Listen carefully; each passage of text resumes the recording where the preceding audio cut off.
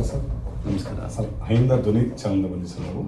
Sir, CS Dwarka ಅಂತೇಳಿ Ahinda founder ಮತ್ತು ಹಾಗೂ ಸಾಮಾಜಿಕ ಹೋರಾಟಗಾರರು ಹಾಗೂ ಹಿಂದುಳಿದ ವರ್ಗಗಳ ಒಕ್ಕೂಟದ ಹಿಂದುಳಿದ ವರ್ಗಗಳ ಕಮಿಷನರ್, ಮಾಜಿ ಜಿಲ್ಲಾ ನಿಗಮದ ಅಧ್ಯಕ್ಷರು ಆಗಿರ್ತಕ್ಕಂಥ CS ದ್ವಾರಕಾ ಸಂದರ್ಶನ ಮಾಡೋಣ. ಸರ್, ಈ ಅಹಿಂದ ಒಂದು ಹುಟ್ಟು ಹೇಗೆ ಮತ್ತು ಅದರ ಕಲ್ಪನೆ ಹೇಗೆ ಬಂತು ಸರ್? ಅದು ಕೋಲಾರದಲ್ಲಿ ಮೊದಲು ಆರಂಭ ಆಯಿತು. ಹಾಂ ಸರ್. ಕೋಲಾರದಲ್ಲಿ 1998ರಲ್ಲಿ ಆರಂಭ ಆಗಿತ್ತು. ಹಾಂ ಸರ್. ಆಗ ಕೋಲಾರದಲ್ಲಿ ಸುಮಾರು 12 ಸ್ಥಾನಗಳಿದ್ವು. ಹಾಂ ಸರ್. 12 MLA ಸ್ಥಾನಗಳಿದ್ವು. ಹಾಂ ಸರ್. ಆಗ ಅದು ಅವಿಭಜಿತ ಕೋಲಾರ ಜಿಲ್ಲೆ. ಹಾಂ ಸರ್.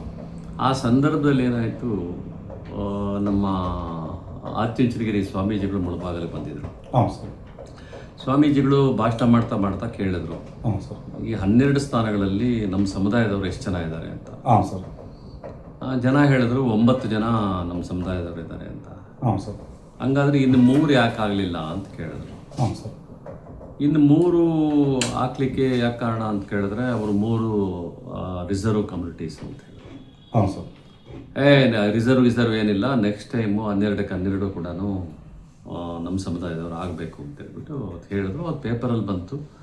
ನಾವೆಲ್ಲ ಕೋಲಾರದಲ್ಲಿ ಆಗ ಒಂದು ಸ್ವಲ್ಪ ಯುವಕರಾಗಿದ್ವಿ. ನಾವೆಲ್ಲ ಈ ಬ್ಯಾಕೋ ಕ್ಲಾಸಸ್ಸು ಇಂಥದ್ರ ಬಗ್ಗೆ ಎಲ್ಲ ಹೆಚ್ಚು ವಿದ್ಯಾರ್ಥಿ ಇಲ್ಲ, ಆಗ ತಾನೇ ಅಡ್ವೊಕೇಟ್ ಆಗಿದ್ದೆ ನಾನು. ಯಾವ ಇಯರ್ಸ್? 98 ಅದು 1998ರಲ್ಲಿ. 98ಲ್ಲಿ 1998ರಲ್ಲಿ 1998ರಲ್ಲಿ. ಹಾಂ ಸರ್. ಆಗ ಏನಾಯಿತು, ಒಂದಷ್ಟು ನಾವೆಲ್ಲ ಯೋಚನೆ ಮಾಡಿ, ಈಗ ಇವರು 12ಕ್ಕೆ 12 ಸ್ಥಾನಗಳು ಇವರೇ ಇದ್ದಾರೆ ಅಂತ ಹೇಳ್ತಾ ಇದ್ದಾರೆ. ಹಾಂ ಸರ್. ಹಂಗಾದರೆ ನಾವು ಎಷ್ಟು ಪರ್ಸೆಂಟ್ ಇದ್ದೀವಿ? ಬ್ಯಾಕ್ ಕ್ಲಾಸಸ್ಸು, ಮೈನಾರಿಟೀಸು, SC STಸು ನಾವು ನೋಡಿದ್ದು ಅಂತ ಹೇಳಿದ್ರೆ ಮೋರ್ ದೆನ್ 78-79% ಇದ್ದೀವಿ ಆ ಸಮಯದಲ್ಲಿ. 79% ಇರುವಂಥವರು ಒಂದು ಸ್ಥಾನನೂ ಇಲ್ಲ ಅಂತಂದ್ರೆ ಏನರ್ಥ ಅಂತ ಹೇಳ್ಬಿಟ್ಟು ನಾವು ಒಂದು ಸಂಘಟನೆ ಮಾಡ್ಕೊಂಡ್ವಿ. ದಲಿತ, ಹಿಂದುಳಿದ ಮತ್ತು ಅಲ್ಪಸಂಖ್ಯಾತ ಅಂತ ಹೇಳ್ಬಿಟ್ಟು ಒಂದು ಸಂಘಟನೆನ ಮಾಡ್ಕೊಂಡ್ವಿ. ಆ ಸಂಘಟನೆ ಏನಾಯಿತು, ಅದನ್ನು ಮಾಡಿಕೊಂಡು ಓಡಾಡ್ತಾ ಇದ್ದಂಥ ಸಂದರ್ಭದಲ್ಲಿ ಜಾಲಪ್ಪನವ್ರಿಗೂ ಮತ್ತು ದೇವೇಗೌಡರಿಗೂ ಒಂದು ಸ್ವಲ್ಪ ಮನಸ್ತಾಪ ಬಂದಿತ್ತು. ಆಗ ದೇವೇಗೌಡರು ಇದು ಪ್ರಧಾನಮಂತ್ರಿಗಳಾಗಿದ್ದರು, ಜಾಲಪ್ಪನವರು ಅವರ ಕ್ಯಾಬಿನೆಟಲ್ಲಿ ಮಿನಿಸ್ಟರ್ ಆಗಿದ್ದರು. ಆದರೂ ಕೂಡ ಅವರಲ್ಲಿ ಡಿಫ್ರೆನ್ಸಸ್ ಬಂದಿತ್ತು. ಜಾಲಪ್ಪನವರು ನನ್ನನ್ನು ಕಾಂಟ್ಯಾಕ್ಟ್ ಮಾಡಿದ್ರು, ಹಿಂಗೆ ಮಾಡ್ತಾ ಇದ್ದೀರಂತೆ, ಒಂದು ಒಳ್ಳೆ ಕೆಲಸ ಮಾಡಿ, ಅದು ಸಂಘಟನೆ ಮಾಡಿ, ನಾನು ನಿಮ್ಗೆ ಸಹಾಯ ಮಾಡ್ತೀನಿ ಅಂತ ಹೇಳಿದ್ರು. ನಾವೆಲ್ಲ ಜಾಲಪ್ಪನವರು ಸಪೋರ್ಟರ್ಸ್ ಸಿಗುತ್ತಲ್ಲ ಅಂತ ಹೇಳ್ಬಿಟ್ಟು ಭಾಳ ಸಂತೋಷದಿಂದ ನಾವು ಸಂಘಟನೆ ಮಾಡೋಕ್ಕೆ ಶುರು ಮಾಡಿದ್ವಿ. ಸರ್, ಆ ಟೈಮಲ್ಲಿ ಜಾಲಪ್ಪನವ್ರು ಏನಾಗಿದೆ ಸರ್? ಜಾಲಪ್ಪನವರು ಸೆಂಟ್ರಲ್ ಗೌರ್ಮೆಂಟಲ್ಲಿ ಮಿನಿಸ್ಟರ್ ಆಗಿದ್ರು. ದೇವೇಗೌಡರ ಇದರಲ್ಲಿ ಯೂನಿಯನ್ ಕ್ಯಾಬಿನೆಟಲ್ಲಿ ಮಿನಿಸ್ಟರ್ ಆಗಿದ್ರು. ಆದರೆ ದೇವೇಗೌಡರಿಗೂ ಅವ್ರಿಗೂ ಒಂದು ಸ್ವಲ್ಪ ಡಿಫರೆನ್ಸಸ್ ಅಲ್ಲೇ ಇತ್ತು. ಅವರು ಜನತಾದಳವನ್ನು ಬಿಟ್ಟು ಬರುವಂತಹ ಇದು ಚಾನ್ಸಸ್ ಎಲ್ಲ ಇತ್ತು. ಆ ಸಂದರ್ಭದಲ್ಲಿ ದೇವೇಗೌಡರನ್ನ ಬಿಟ್ಟು ಇವರು ಬರುವಂತಹ ಬಂದರು ಕೂಡ. ಬಂದ ಮೇಲೆ ನಮ್ಮ ಜೊತೆ ಸೇರಿಕೊಂಡ್ರು. ನಾನು ಅವಾಗ ಯೋಚನೆ ಮಾಡಿ, ಬರೀ ಇದು ಹಿಂದುಳಿದ, ದಲಿತ, ಅಲ್ಪಸಂಖ್ಯಾತ ಅಂತ ಅಷ್ಟು ದೂರ ಕಳ್ಕೊಳ್ಳೋದು ಬದಲು ಅಹಿಂದ ಅಂತ ಇಟ್ಟರೆ ಹೆಂಗೆ? ಅಮ್ಮ ಅಂದರೆ ಅಲ್ಪಸಂಖ್ಯಾತರು, ಹಿಮ್ ಅಂದರೆ ಹಿಂದುಳಿದ ವರ್ಗ, ಅಂದರೆ ದಲಿತ ವರ್ಗ ಅಂತ ಹೇಳ್ಬಿಟ್ಟು ಮಾಡಿದ್ವಿ. ಮಾಡಿದ್ಮೇಲೆ ಆ ಯೋಚನೆ ಹೆಂಗೆ ಮಾಡ್ತಾರೆ? ಅಹಿಂದನೇ ಎಲ್ಲವೂ ಬಿಟ್ಟು ಅಹಿಂದಂತೆ ಮಾಡ್ಕೊಂಡು ಯಾಕೆ ಯೋಚನೆ ಮಾಡ್ತಾರೆ? ಅದೇ ಅಕ್ಷರಗಳು ಇಟ್ಕೊಂಡ್ವಿ. ಅಲ್ಪಸಂಖ್ಯಾತ ಅನ್ನೋದ್ರಲ್ಲಿ ಆ ತಗೊಂಡ್ವಿ, ಹಿಂದುಳಿದ ಅನ್ನೋದ್ರಲ್ಲಿ ಹಿಮ್ ತಗೊಂಡ್ವಿ, ದಲಿತ ಅನ್ನೋದ್ರಲ್ಲಿ ದ ತಗೊಂಡ್ವಿ, ಅಹಿಂದ ಅಂತ ಬಂತದ್ದು. ಅಹಿಂದ ಚೆನ್ನಾಗಿದೆಯಲ್ಲ, ಶಾರ್ಟ್ ಆಗಿದೆ ಅಂತ ಹೇಳ್ಬಿಟ್ಟು ಯೋಚನೆ ಮಾಡಿ ಮಾಡೋಕ್ಕೆ ಶುರು ಮಾಡಿದ್ವಿ. ಜಾಲಪ್ಪನವರು ಬಂದರು, ಒಂದು ಅಹಿಂದ ಸಮಾವೇಶ ಮಾಡಬೇಕು ಅಂತೇಳಿ ದೇವರಾಜ ಅರಸರ ಹುಟ್ಟಿದ ದಿನ, ಅದು 20 ಆಗಸ್ಟ್ 1998ರಲ್ಲಿ ಕೋಲಾರದಲ್ಲಿ ಸಮಾವೇಶ ಮಾಡಬೇಕಂತ ಹೊರಟಿವಿ. ಪಾಪ ಜಾಲಪ್ಪನವರು ಎಲ್ಲ ರೀತಿಯ ಸಹಾಯವನ್ನು ಕೂಡ ನನಗೆ ಮಾಡಿದ್ರು. ಎಲ್ಲ ರೀತಿಯ ಸಹಾಯ ಅವರಿಂದ ಆಯಿತು ನಮಗೆಲ್ಲರೂ ಕೂಡ. ಅಲ್ಲಿ ನಾನು, ಲಕ್ಷ್ಮೀಪತಿ ಕೋಲಾರ, AJ ಸುಧಾಕರು, ರಾಮಚಂದ್ರ, ಆಮೇಲೆ ಸುಮಾರು ಜನ ಅಲ್ಲಿ, ಅಲ್ತಾಫ್ ಪಾಷಾ, ಅಮ್ರೋಸ್ ಪಾಷಾ, ಅವರೆಲ್ಲರೂ ಕೂಡ ಸುಮಾರು ಜನ ನಮ್ಮ ಜೊತೆ ಕೆಲಸ ಮಾಡೋಕ್ಕೆ ಶುರು ಮಾಡಿದ್ರು. ಇದರಿಂದಾಗಿ ಏನಾಯಿತು, ನಮಗೆ ದೊಡ್ಡ ಪ್ರಮಾಣದಲ್ಲಿ ನಾವು ಸಂಘಟನೆ ಮಾಡಿದ್ವಿ. ಆಗ ಇವ್ರನ್ನೆಲ್ಲ ಇನ್ವೈಟ್ ಮಾಡಿದರು, ಕರುಣಾನಿಧಿ ಅವ್ರನ್ನ ಇನ್ವೈಟ್ ಮಾಡಿದರು, ಮುಲಾಯಂ ಸಿಂಗ್ ಯಾದವ್ನ ಮತ್ತು ಲಾಲೂ ಪ್ರಸಾದ್ ಯಾದವ್ನ ಅವನ್ನೆಲ್ಲರೂ ಇನ್ವೈಟ್ ಮಾಡಿದರು. ಏನೋ ಆ ಸಂದರ್ಭದಲ್ಲಿ ಅವ್ರಿಗೆ ಬರೋಕ್ಕಾಗಲಿಲ್ಲ ಪೊಲಿಟಿಕಲ್ ರೀಸನ್ಸ್ಗೋಸ್ಕರ. ಅಂದ್ರೆ ಅದು ರಾಜ್ಯ ಮಟ್ಟದ ಕಾರ್ಯಕ್ರಮ, ಅದು ರಾಜ್ಯ ಮಟ್ಟದ ಕಾರ್ಯಕ್ರಮ ಅಂತಲೇ ಮಾಡಿದ್ವಿ. ಕಡೆಗೇನಾಯಿತು, ಸಿದ್ದರಾಮಯ್ಯನವರಾಗ ಡೆಪ್ಟಿ ಸಿ ಎಂ ಆಗಿದ್ರು. ಸಿದ್ದರಾಮಯ್ಯನವ್ರನ್ನ ಕರೆದ್ವಿ. ಅವರು ದೇವೇಗೌಡರನ್ನ ಬಿಟ್ಟು ಬರುವಂಥ ಸ್ಥಿತಿಯಲ್ಲಿ ಇರಲಿಲ್ಲ. ಆದರೂ ಕೂಡ ಉದ್ಘಾಟನೆಗೆ ಬರ್ತೀನಿ ಅಂತೇಳಿ ಅವರು ಬಂದು ಉದ್ಘಾಟನೆ ಮಾಡಿಬಿಟ್ಟು ಹೋದರು. ಅವ್ರು ಬಂದು ಉದ್ಘಾಟನೆ ಮಾಡಿ ಹೋದ ನಂತರ ನಾವು ಅಹಿಂದನ ಮುಂದುವರಿಸ್ಕೊಂಡು ಹೋದ್ವಿ. ಆದರೆ ನಾವೆಲ್ಲ ಆಗ ತಾನೇ ನಾವು ಬದುಕುಗಳನ್ನು ಕಟ್ಕೊಳ್ತಾ ಇದ್ದರಿಂದ ನಮ್ಗೆ ಅಷ್ಟೊಂದು ಹಣಕಾಸಿನ ಸಹಾಯ ಆಗಲಿಲ್ಲ, ನಮಗೆ ರಿಸೋರ್ಸಸ್ ಇರಲಿಲ್ಲ. ಆ ಕಾರಣಕ್ಕೋಸ್ಕರ ನನಗೆ ಕೈ ಬಿಟ್ವಿ. ಅದಾದಮೇಲೆ ದೇವೇಗೌಡರಿಗೂ ಮತ್ತು ಸಿದ್ದರಾಮಯ್ಯನವ್ರಿಗೂ ಮನಸ್ತಾಪ ಬಂದಾಗ ಸಿದ್ದರಾಮಯ್ಯನವರು ಅಹಿಂದ ಸಂಘಟನೆನ ಅವ್ರು ತಗೊಂಡ್ರು. ಅವ್ರು ತಗೊಂಡು ಶುರು ಮಾಡಿದ್ರು. ಆಗ ನಾವೆಲ್ಲರೂ ಕೂಡ ಸಹಾಯ ಮಾಡಿದ್ವಿ. ಆಗ ಮುಕ್ಕಡಪ್ಪ ಇರ್ಬೋದು, ಸುಮಾರು ಜನ ಆಗ ಇನ್ವಾಲ್ವ್ ಆದರು. ಕೋದಂಡರಾಮಯ್ಯನವರು ಅವರೆಲ್ಲರೂ ಕೂಡ ಇನ್ವಾಲ್ವ್ ಆಗಿ ಭಾಳ ದೊಡ್ಡ ಪ್ರಮಾಣದಲ್ಲಿ ಆಯಿತು. ಜಾರಕಿಹೊಳಿ ಅವರು ಎಲ್ಲ ದೊಡ್ಡ ಪ್ರಮಾಣದಲ್ಲಿ ಆಯಿತು, ಯಶಸ್ವಿನೂ ಆಯಿತು. ಆಮೇಲೆ ನಿಮಗೆ ಗೊತ್ತಿದೆ, ಮುಖ್ಯಮಂತ್ರಿಗಳು ಅಹಿಂದ ಆಧಾರದ ಮೇಲೆ ಸಿದ್ದರಾಮಯ್ಯನವರು ಮುಖ್ಯಮಂತ್ರಿಗಳಾದರು ಅನ್ನೋದು ನಿಮಗೆಲ್ಲರಿಗೂ ಕೂಡ ಗೊತ್ತಿರುವಂಥ ಸತ್ಯ. ಹೌದು ಸರ್. ಸರ್, ಈಗ ಅಹಿಂದ ಒಂದು ಕರ್ನಾಟಕ ರಾಜ್ಯದಲ್ಲಿ ಅಹಿಂದನ ಪ್ಲಾನ್ ಮಾಡೋದೇ ನಿಮ್ಮ ಒಂದು ಐಡಿಯಾಲಜಿ ಪ್ರಕಾರನೇ ಆಯ್ತು ಸರ್. ಅದು ಬಸ್ ಸ್ಟ್ಯಾಂಡ್ ಆಯಿತು. ಬಟ್ CM 2 ಬಾರಿ CM ಸರ್. ಹಾಗಿದ್ರೆ ಅಹಿಂದ ಸಮುದಾಯಗಳ ಕರ್ನಾಟಕ ರಾಜ್ಯದಲ್ಲಿ 60% ಇದ್ವು ಸರ್ ಅಹಿಂದ ಸಮುದಾಯಗಳು. ಅವತ್ತಿಗೆ ಇವಾಗ ನ್ಯಾಯ ಸಿಕ್ಕದಂತ ಸರ್. ಅಲ್ಲ, ಅವರು ಸಿದ್ದರಾಮಯ್ಯನವರು 2 ಸಲ ಮುಖ್ಯಮಂತ್ರಿ ಆದರು. ಈಗ 8 ವರ್ಷ ದೇವರಾಜ ಅರಸರ ರೆಕಾರ್ಡ್ ಕೂಡ ಬ್ರೇಕ್ ಮಾಡಿದ್ರು. ಹಾಂ ಸರ್. ಆದರೆ ಅಹಿಂದ ಸಮುದಾಯಗಳಿಗೆ ಅವ್ರ ಕಾಂಟ್ರಿಬ್ಯೂಷನ್ ಏನು ಮತ್ತು ಅಹಿಂದ ಚಳವಳಿಗೆ ಅವ್ರ ಕಾಂಟ್ರಿಬ್ಯೂಷನ್ ಏನು ಅಂತ. ಅಹಿಂದ ಚಳವಳಿನ ಅವರು ಅಷ್ಟು ದೊಡ್ಡ ಪ್ರಮಾಣದಲ್ಲಿ ಕಟ್ಬಿಟ್ಟಿದ್ದರೆ, ಯಾಕಂದ್ರೆ ಅವ್ರಿಗೆ ಪವರ್ ಇತ್ತು, ಕೈಯಲ್ಲಿ ಪವರ್ ಇತ್ತು, ಎಲ್ಲ ಇದು ಅವ್ರ ಕೈಯಲ್ಲೇ ಇತ್ತು. ಕಟ್ಟಿದ್ದಿದ್ರೆ ಇವತ್ತು RSSಗೆ ಒಂದು ಪರ್ಯಾಯವಾದಂತಹ ಒಂದು ದೊಡ್ಡ ಶಕ್ತಿ ಆಗಿರ್ತಾ ಇತ್ತು. ಇಲ್ಲಿರುವಂತಹ ಮೇಜರ್ ಕಮಿಟೀಸ್ಗೂ ಕೂಡ ಪರ್ಯಾಯವಾದಂತಹ ಒಂದು ಶಕ್ತಿ ಆಗಿರ್ತಾ ಇತ್ತು. ಆದರೆ ಅಹಿಂದನ ಅವರು ಬಳಸ್ಕೊಂಡ್ರು. ಆದರೆ ಅಹಿಂದಾಗಿ ಏನನ್ನೂ ಅವ್ರು ಕಾಂಟ್ರಿಬ್ಯೂಟ್ ಮಾಡಲೇ ಇಲ್ಲ ಅನ್ನೋದು ಭಾಳ ದುಃಖದಿಂದ ಹೇಳಬೇಕಾಗಿದೆ, ಭಾಳ ನೋವಿನಿಂದ ಹೇಳಬೇಕಾಗಿದೆ. ಅಹಿಂದ ಸಮುದಾಯದ ಜನ ಸಿದ್ದರಾಮಯ್ಯನವ್ರನ್ನ ಅಪಾರವಾಗಿ ಅಪ್ಪಿಕೊಂಡ್ರು. ಆದರೆ ಸಿದ್ದರಾಮಯ್ಯನವರು ಅಹಿಂದನ ಅಪ್ಕೊಳ್ಳೇ ಇಲ್ಲ. ಇದನ್ನ ನಿಷ್ಠುರ ಆದರೂ ಕೂಡ ಸತ್ಯ ಮಾತಾಡಲೇಬೇಕಾಗುತ್ತೆ. ಆ ಕಾರಣಕ್ಕೋಸ್ಕರ ಈ ಮಾತುಗಳನ್ನ ನಾನು ಹೇಳ್ತಾ ಇದ್ದೀನಿ. ಇವತ್ತು ನಿಮ್ಮದು ಅಹಿಂದ ಧ್ವನಿ ಅಂತ TV ಇದೆ. ಈ ಥರದ ನಿಮ್ಮಂಥ ಹಿಂದುಳಿದ ವರ್ಗಗಳವರು, ದಲಿತರು, ಅಲ್ಪಸಂಖ್ಯಾತರು ಮಾಡುವಂಥ ಎಷ್ಟೋ ಚಾನಲ್ಗಳು, ಇವತ್ತು ನೂರಾರು ಚಾನಲ್ಗಳು ಇರಬೇಕಾಗಿತ್ತು. ಅಹಿಂದ ಚಳವಳಿ ನಿಜವಾಗ್ಲೂ ಕೂಡ ಗಟ್ಟಿಯಾಗಿದ್ದು ಬಿಟ್ಟಿದ್ದಾರೆ. ಆ ಎಲ್ಲ ಚಾನಲ್ಗಳು ಇರಬೇಕಾಗಿತ್ತು. ಇವತ್ತು ಯಾರೂ ಇಲ್ಲ, ಅಹಿಂದನ ಕೇಳೋವಂಥವರೇ ಇಲ್ಲ. ಹಂಗಾಗಿದೆ. ಈಗ ನಾವು ನೋಡಬೇಕು ಮುಂದಿನ ಇದರಲ್ಲಿ ಹೆಂಗಾಗುತ್ತೆ ಏನು ಅನ್ನೋದನ್ನು ನಾವು ಮುಂದಿನ ಇದರಲ್ಲಿ ನೋಡ್ಕೊಂಡು ಹೋಗಬೇಕಾಗತ್ತೆ ಅಂತ ಅನಿಸ್ತಾ ಇದೆ. ಹಾಂ ಸರ್. ಸರ್, ನೀವು ನಿಮ್ಮದು ಹುಟ್ಟು ಊರು ಯಾವ ಸರ್? ನಾನು ಕೋಲಾರ ಟೌನ್ ಸರ್. ಕೋಲಾರದಲ್ಲಿ ಕಟಾರಿಪಾಳ್ಯ ಅಂತ ನಾನು ಹುಟ್ಟಿದ್ದು. ಹಾಂ ಸರ್. ಕಟಾರಿಪಾಳ್ಯ ಅನ್ನೋಂಥದ್ದು ಒಂದು ಹಿಂದುಳಿದ ವರ್ಗಗಳೇ ಅತಿ ಹೆಚ್ಚಿರುವಂತಹ ಏರಿಯಾ. ಹಾಂ ಸರ್. ಅಲ್ಲಿ ಕುರುಬರು, ಬಲಜಿಗರು, ಕ್ಷೌರಿಕರು, ಆಮೇಲೆ ಮಡಿವಾಳರು, ಮುಸ್ಲಿಮ್ಸು, ಈ ಸಮುದಾಯಗಳೇ ಇದ್ದಂತಹ ಏರಿಯಾ. ಸರ್, ನೀವು ಅಲ್ಲಿ ಕಟಾರಿಪಾಳ್ಯದಲ್ಲಿ ಎಲ್ಲಿ ತಗೊಂಡು ಶಿಕ್ಷಣ ಮಾಡ್ತಿದ್ದಾರೆ? ಕಟಾರಿಪಾಳ್ಯದಲ್ಲಿ ಶಿಕ್ಷಣ ಎಲ್ಲಿ ತಗೊಂಡು ಸರ್? ಅಲ್ಲಿ ನಾನು ಅಲ್ಲೇ ಕೋಲಾರದಲ್ಲೇ ನಾನು ನನ್ನ ಸ್ಕೂಲು, ಕಾಲೇಜು, ನಾನು BSc ವರೆಗೂ ಕೋಲಾರದಲ್ಲೇ. ಲಾ ಮಾಡ್ಲಿಕ್ಕೆ ಬೆಂಗಳೂರಿಗೆ ಬಂದೆ. ಅದಾದಮೇಲೆ ನಾನು ಡಾಕ್ಟ್ರೇಟ್ ಮಾಡಲಿಕ್ಕೆ ಹಂಪಿ ಯೂನಿವರ್ಸಿಟಿಯಿಂದ ಡಾಕ್ಟ್ರೇಟ್ ಆಯಿತು. ಮೈಸೂರು ಯೂನಿವರ್ಸಿಟಿಯಲ್ಲಿ ಜರ್ನಲಿಸಮ್ದು ಕೋರ್ಸ್ ಮಾಡಿಕೊಂಡೆ. ಇದೆಲ್ಲ ಕೂಡ ಅಲ್ಲೇ ಮಾಡಿಕೊಂಡು. ಸರ್, ನಿಮ್ಮ ತಂದೆಯವ್ರಿಗೆ ಎಷ್ಟು ಜನ ಮಕ್ಕಳು ಸರ್? ನಾವು 8 ಜನ ಮಕ್ಕಳು. ನಾನು ಇಲ್ಲ, ನಮ್ಮ 6 ಜನ ಅಣ್ಣಂದ್ರು, ಒಬ್ಬ ಅಕ್ಕ ಮತ್ತು ನಾನು, ಒಟ್ಟು 8 ಜನ ನಾವು. 6 ಜನ ಅಣ್ಣಂದ್ರಲ್ಲಿ ಈಗ 4 ಜನ ತೀರ್ಕೊಂಡಿದ್ದಾರೆ. ನಾವು 3 ಜನ ಮಾತ್ರ ಇದ್ದೀವಿ. ನಮ್ಮ ಸಿಸ್ಟರ್ ಕೂಡ ತೀರ್ಕೊಂಡಿದ್ದಾರೆ. ನಾವು 3 ಜನ ಮಾತ್ರ ಇದ್ದೀವಿ. ನಮ್ಮದು ವ್ಯವಸಾಯದ ಕುಟುಂಬ, ಲೋಕಲ್ ಅಗ್ರಿಕಲ್ಚರ್ ಇಂದ ಬಂದಂತಹ ಒಂದು ಕುಟುಂಬ.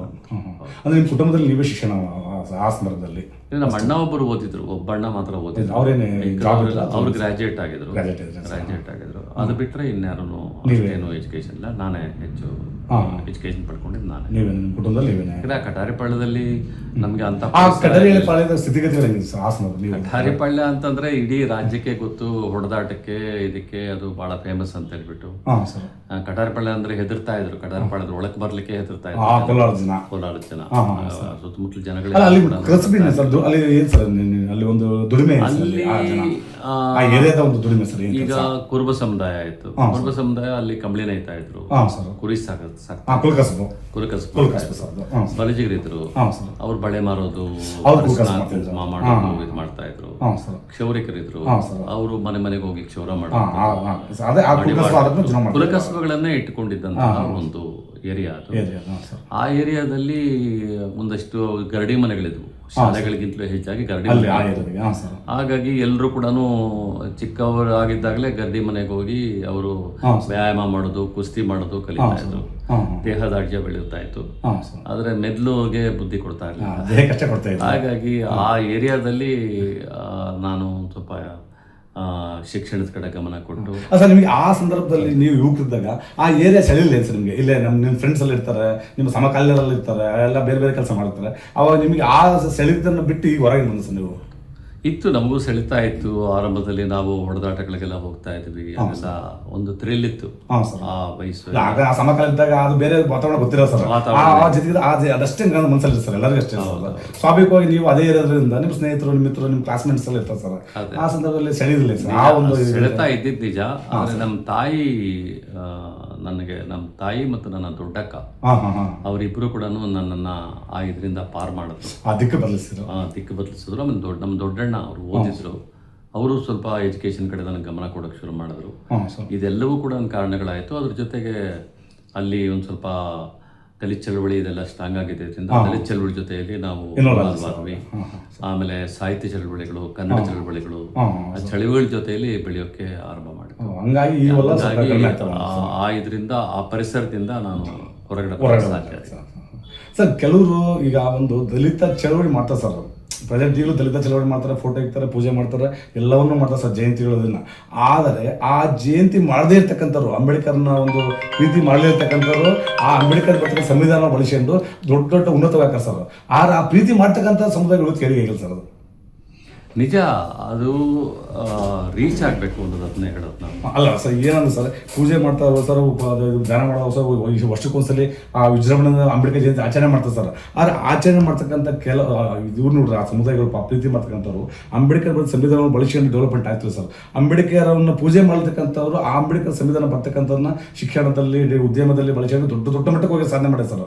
ಆದ್ರೆ ಅವರು ಅಂಬೇಡ್ಕರ್ನ ಎಂದು ಅವ್ರ ಹೆಸರು ಇದು ಥರ ಹಿಂದೆ ಹೋಗ್ತಾರೆ ಸರ್. ಈಗಲೂ ಥರ ಕೇಳ್ಕೊಂತಾರೆ ಸರ್. ಆದ್ರೆ ಆ ಪ್ರೀತಿ ಮಾಡಿ ಅಂಬೇಡ್ಕರ್ ಧ್ಯಾನ ಮಾಡ್ತಕ್ಕಂಥ ಸಮುದಾಯಗಳು ಅಂಬೇಡ್ಕರ್ ಸಂವಿಧಾನ ಪರಿಷತ್ ಹೇಳಿಕೆ ಆಗಿಲ್ಲಲ್ಲ ಸರ್? ನಿಜ, ಅದಾಗಿಲ್ಲ. ನೋಡಿ, ಇಲ್ಲೂ ನಮ್ದು ಒಂದು ತಪ್ಪಿದೆ. ನಾವೇನ್ ಮಾಡಿದೀವಿ, ಅಂಬೇಡ್ಕರ್ ಅಂದ ತಕ್ಷಣ ಅವ್ರನ್ನ ದಲಿತರಿಗೆ ಕಟ್ ಹಾಕ್ತೀವಿ. ಆದ್ರೆ ದಲಿತ ಸಮುದಾಯಕ್ಕೆ ರಿಸರ್ವೇಶನ್ ಎಷ್ಟು ಸಿಕ್ಕಿದೆ ಈಗ? ದಲಿತ ಸಮುದಾಯಕ್ಕೆ ಸಿಕ್ಕಿರುವಂತ ರಿಸರ್ವೇಶನ್ ಬರೀ 18%. ಆದ್ರೆ ಹಿಂದುಳಿದ ವರ್ಗಗಳಿಗೆ ಎಷ್ಟು ಸಿಕ್ಕಿದೆ? 32%. ಹಿಂದುಳಿದ ವರ್ಗಗಳು ಎಷ್ಟು ಜನ ಅಂಬೇಡ್ಕರ್ ಫೋಟೋ ಹಾಕೊಂಡಿದ್ದಾರೆ, ಅಂಬೇಡ್ಕರ್ ಬಗ್ಗೆ ಪ್ರೀತಿ ತೋರಿಸ್ತಾರೆ, ಅಂಬೇಡ್ಕರ್ ಬಗ್ಗೆ ಮಾತಾಡ್ತಾರೆ, ಹೇಳಿ ನೋಡೋಣ? ಇಲ್ಲ ಸರ್, ಇಲ್ವೇ ಇಲ್ಲ. ಅಟ್ಲೀಸ್ಟ್ ದಲಿತ ಸಮುದಾಯದಲ್ಲಾದ್ರೂ ಒಂದು ಅಭಿಮಾನದಿಂದ, ಒಂದು ಪ್ರೀತಿಯಿಂದ ಅಂಬೇಡ್ಕರ್. ಆದ್ರೆ ಅವ್ರಿಗಿಂತಲೂ ಹೆಚ್ಚು ರಿಸರ್ವೇಶನ್ ತಗೊಂಡಂತಹ ಬ್ಯಾಕ್ವರ್ಡ್ ಕ್ಲಾಸಸ್ ಆತ್ಮವಂಚನೆ ಮಾಡ್ಕೊಳ್ತಾ ಇದ್ದಾರೆ. ಇವತ್ತಿಗೂ ಕೂಡ RSS ಜೊತೆಯಲ್ಲಿ, ಬಿಜೆಪಿ ಜೊತೆಯಲ್ಲಿ, ಬಜರಂಗ್ ದಳ ಜೊತೆಯಲ್ಲಿ ಹೋಗ್ತಾ ಇದ್ದಾರೆ. ಅವ್ರಿಗೆ ಅಂಬೇಡ್ಕರಿಸಮೇ ಅರ್ಥ ಆಗಿಲ್ಲ. ಅಂಬೇಡ್ಕರ್ ಇಂದ ಮೇಲೆಗೆ ಬಂದಿದ್ದಾರೆ. ಅನೇಕ ಜನ ಬ್ಯಾಕ್ವರ್ಡ್ ಕ್ಲಾಸಸ್ ಆಫೀಸರ್ಸ್ ಇವತ್ತು RSSಗೆ, ಬಿಜೆಪಿಗೆ, ಸಂಘ ಪರಿವಾರಕ್ಕೆ ಫೈನಾನ್ಸಿಯರ್ಸ್ ಆಗಿದ್ದಾರೆ, ದುಡ್ಡು ಕೊಡೋರಾಗಿದ್ದಾರೆ. ಆದ್ರೆ ಅವ್ರು ರಿಸರ್ವೇಶನ್ ಯಾರಿಂದ ತಗೊಂಡಿದ್ದು? ಅಂಬೇಡ್ಕರ್ ಕೊಟ್ಟಂತಹ ಸಂವಿಧಾನದಿಂದ ರಿಸರ್ವೇಶನ್ ತಗೊಂಡವರು. ಅದನ್ನು ಕೂಡ ನಾವು ಆಲೋಚನೆ ಮಾಡ್ಬೇಕಲ್ವಾ? ಆ ದೃಷ್ಟಿಯಲ್ಲಿ ನೋಡಿದಾಗ ಬ್ಯಾಕ್ವರ್ಡ್ ಕ್ಲಾಸಸ್ ಆತ್ಮವಂಚನೆ ಮಾಡೋದನ್ನ ಕಡಿಮೆ ಮಾಡಿ ಅವರು ಅಂಬೇಡ್ಕರ್ ರೈಟ್ಸ್ ಆಗ್ಬೇಕು ಅನ್ನೋಂಥದ್ದು ನನ್ನ ನಿಜವಾದ ಕಾಳಜಿ.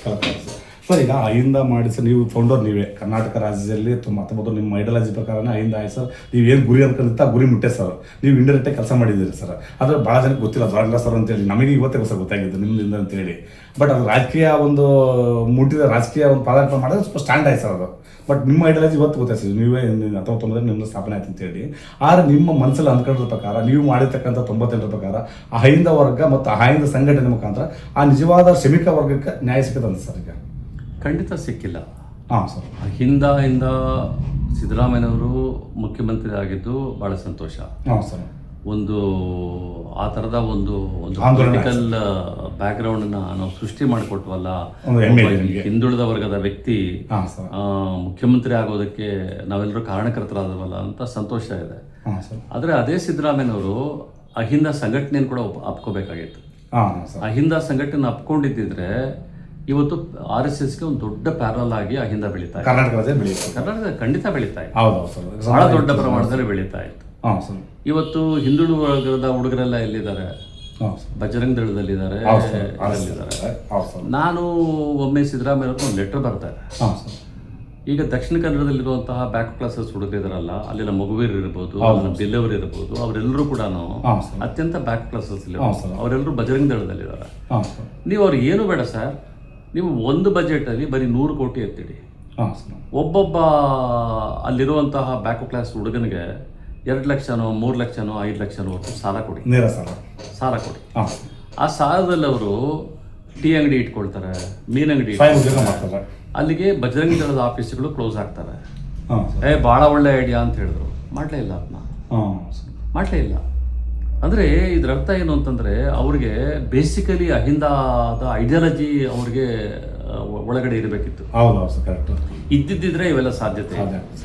ಆಗ ಅಹಿಂದ ಅನ್ನುವಂಥ ಹೆಸರು ಇಲ್ಲದೇ ಇದ್ರು ಕೂಡ ದೇವರಾಜ ಹೆಸರಿಗೆ ಕಾಳಜಿ ಇದ್ದಿದ್ರಿಂದ ಇವತ್ತು ದೇವರಾಜ ಹೆಸರು ಅಂತ ಹೇಳಿದ್ರೆ ನಾವು ದೇವ್ರ ಥರ ನೋಡ್ತೀವಿ. ಯಾಕಂದರೆ ಇವತ್ತು ಅನೇಕ ನಾಟ್ ಓನ್ಲಿ ಬ್ಯಾಕ್ ಕ್ಲಾಸಸ್, ಶೂದ್ರ ಸಮುದಾಯಗಳು ಇನ್ಕ್ಲೂಡಿಂಗ್ ಒಕ್ಕಲಿಗರು, ಲಿಂಗಾಯತರು ಅವತ್ತು ದೇವರಾಜ ಹೆಸರಿಂದ ಇದನ್ನು ಪಡ್ಕೊಂಡಂಥವ್ರು. ಇವತ್ತು ಆ ರೀತಿಯಲ್ಲಿ ಸಿದ್ದರಾಮಯ್ಯನವ್ರ ಬಗ್ಗೆ ಹೇಳಲಿಕ್ಕೆ ಆಗ್ತಾ ಇಲ್ಲ ನಮಗೆ. 8 ವರ್ಷಗಳ ಕಾಲ ಅವರು ದೇವರಾಜ ಅರಸರ ರೆಕಾರ್ಡನ್ನು ಮುರಿದ್ರು. ಏನು ಕಾಲದ ರೆಕಾರ್ಡನ್ನು, ಅಚೀವ್ಮೆಂಟ್ ರೆಕಾರ್ಡನ್ನು ಮುರಿಬೇಕಾಗಿತ್ತು ಅಂತ ನಾನು ಹೇಳುವಂಥದ್ದು. ದೇವರಾಜ ಅರಸರು ಒಂದು ಅವರು ತಂದಂತಹ ಭೂ ಸುಧಾರಣೆ ಇರ್ಬೋದು, ಅವರು ತಂದಂತಹ ಏನೋ ಜೀತ ವಿಮುಕ್ತಿ ಪದ್ಧತಿ ಇರ್ಬೋದು, ಆಮೇಲೆ ಇದು ಏನೋ ತಲೆ ಮೇಲೆ ಮಲ ಹೊರುವಂತಹ ಪದ್ಧತಿ ಎಲ್ಲಕ್ಕಿಂತಲೂ ಹೆಚ್ಚಾಗಿ ಹಾವನೂರು ವರದಿನ ತಂದಿತ್ತು. ಇಂಥವು ಒಂದು ಯಾವ್ದಾದ್ರು ಅಂತ ಹೇಳಿ ನೋಡೋಣ ಸರ್. ಈಗ ನೀವು ಒಂದು ಹಿಂದುಳಿದ ಆಯೋಗದ ಅಧ್ಯಕ್ಷ ಆಗಿದ್ರಿ, ನಿಮ್ಮ ತದನಂತರ ನೀವು ದಿಢೀರ್ ರಾಜೀನಾಮೆ ಕೊಟ್ಬಿಡಿ ಸರ್. ಏನು ಸರ್ ಇಲ್ಲಿಗೆ ರಾಜೀನಾಮೆ? ನೀವು ಹಿಂದುಳಿದ ಆಯೋಗ ಅಧ್ಯಕ್ಷ ಇಲ್ಲ, ನಿಮ್ಮನ್ನ ಉಚ್ಚಾಟನೆ ಮಾಡ್ಬಿಡ್ತಾರೆ ಇಮಿಡಿಯೇಟ್ಲಿ ಹಿಂದುಳಿದ ಆಯೋಗ. ಇಲ್ಲ, ಆವಾಗ ಬಿಜೆಪಿ ಸರ್ಕಾರ ಇತ್ತು. ನೀವು ಬಿಜೆಪಿ ಸರ್ಕಾರದಲ್ಲಿ ಹಿಂದುಳಿದ ಆಯೋಗ. ನಾನು ಹಿಂದುಳಿದ ವರ್ಗಗಳ ಆಯೋಗದ ಅಧ್ಯಕ್ಷ ಆಗಿದ್ದು ಕುಮಾರಸ್ವಾಮಿ ಮತ್ತು ದೇವೇಗೌಡ ಸರ್ಕಾರ. ಅವರು ನನ್ನ ಕರೆದು ಮಾಡಿದ್ರು, ನಾನು ನೆನೆಸ್ಕೋಬೇಕು. ಮಾಡಿದ್ರು ಅವರು. ಕುಮಾರಸ್ವಾಮಿ ಆಗ ನನಗೆ ಹೇಳಿದ್ರು, ನೀವು ಎಲ್ಲ ಸಮುದಾಯಗಳಿಗೂ ಕೂಡ ನ್ಯಾಯ ಕೊಡ್ತೀರಿ ಅನ್ನೋ ಕಾರಣಕ್ಕೋಸ್ಕರ ನಿಮ್ಮನ್ನು ಕರೆದು ನಾನು ಮಾಡ್ತಾ ಇದ್ದೀನಿ ಅಂತ ಹೇಳಿದ್ರು. ಮಾಡಿದ್ರು. ಅದಾದಮೇಲೆ ಯಡಿಯೂರಪ್ಪನವ್ರು ಬಂದರು. ಯಡಿಯೂರಪ್ಪನವ್ರು ಬಂದಿದ ತಕ್ಷಣ RSS ಆಕ್ಟಿವ್ ಆಯಿತು. ದ್ವಾರಕಾನಾಥ್ ಆಂಟಿ RSS ಅನ್ನೋದು ಅವ್ರಿಗೆಲ್ರಿಗೂ ಗೊತ್ತಿತ್ತು, ಮನವರಿಕೆ ಆಗಿತ್ತು. ಹಾಗಾಗಿ ಅವ್ರೇನು ಮಾಡಿದ್ರು, ಯಡಿಯೂರಪ್ಪನವ್ರ ಮೇಲೆ ಒತ್ತಡ ತಂದು ನನ್ನನ್ನು ಅಲ್ಲಿ ತೆಗಿಲಿಕ್ಕೆ ಪ್ರಯತ್ನ ಪಟ್ಟರು.